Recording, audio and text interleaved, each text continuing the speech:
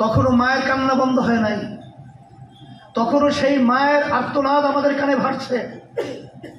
মা চিল্লায় কাঁদছে আর বলছে, আজকে কয়েকদিন পর্যন্ত আমার সন্তান আমাকে মা বলে ডাক দেয় না। আমাদের সেই মুখদের পানি লাগবে, পানি শব্দ আমাদের এখনো কানে ভাসছে।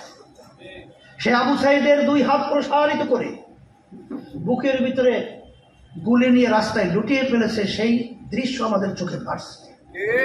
আর তখন ওই স্বার্থন্বেষী কুলাঙ্গাররা তখন বাংলাদেশের ভিতরে নেমেছে চাঁদাবাজির জন্য, তখন ওরা নেমেছে টেন্ডারবাজির জন্য, ওরা তখন নেমেছে স্টেশন দখল করার জন্য, খারাপ দখল করার জন্য। আমরা ওদেরকে ধিক্কার জানাই, ওদেরকে বাংলার জমি থেকে উৎখাত করতে হবে, বাংলাদেশকে স্বাধীন করতে হবে, সুন্দর পরিবেশ তৈরি করতে হবে। এই হলো ইসলাম এবং ওদের নীতি আদর্শ। এখন আমার ভাইদেরকে বলবো, সম্মানিত ওলামায়ে কেরামদেরকে বলবো, 53 বছর হয়ে গেল, 54 বছর চলছে। যাদের মাধ্যমে দেশটা চলেছিল, এদের মাধ্যমে আমরা পেয়েছি তাম দুনিয়ার মধ্যে 1বার 2বার নয় 5 বার চোরের দিক থেকে বিশ্বের ভিতরে আমাদেরকে কলঙ্কিত করেছে। ফার্স্ট আমরা এদের পরিচালনায় দেখেছি, রাস্তায় নামলে গুম হতো, ঘরে থাকলে খুন হতো।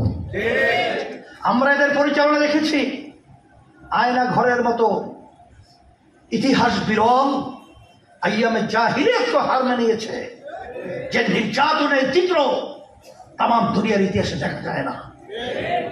আমরা এদের পরিচালনা দেখেছি, প্রায় 24 লক্ষ কোটি টাকার উপরে আমাদের দেশের টাকা বিদেশে পাচার করেছে।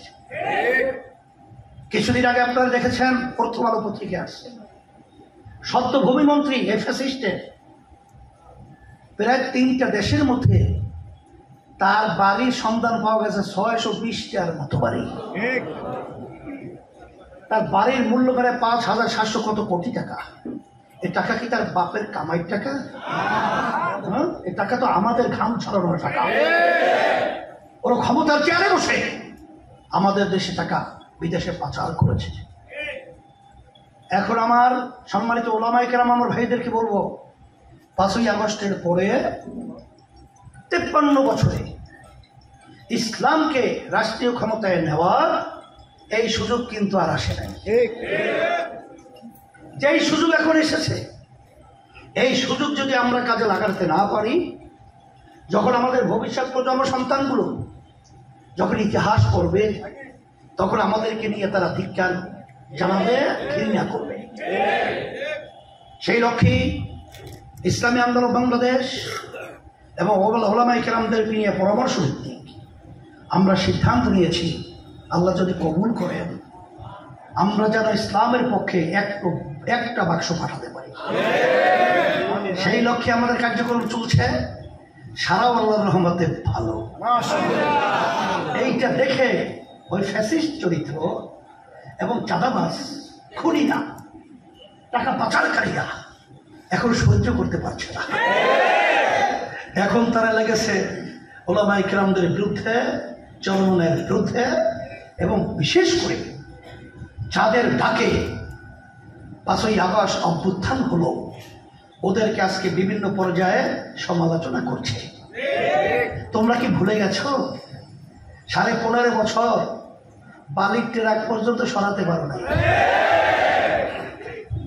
আর এদের ডাকে ছাত্র জনতা যখন রাস্তায় নেমে এসেছিল, তখন এই ফ্যাসিস্ট ভাত পাক করেও খেয়ে যেতে পারে নাই।